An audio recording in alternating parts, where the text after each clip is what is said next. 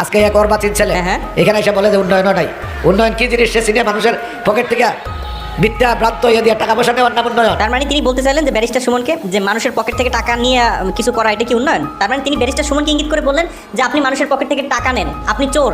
এই আমাদের মাহবুব প্রতিমন্ত্রী তিনি ব্যারিস্টার সুমনকে এমন কথা কেন তিনি বললেন? আসলে দেখেন, তিনি একজন প্রতিমন্ত্রী হওয়ার পরও ব্যারিস্টার সুমনকে চোর বলার পরও ব্যারিস্টার সুমন তেমন কোনো রিয়েকশন না করলো। মানুষ জানে যে সঠিক চোর কোনজন। আপনার কি মনে হয়? কমেন্ট সেকশনে লেখেন।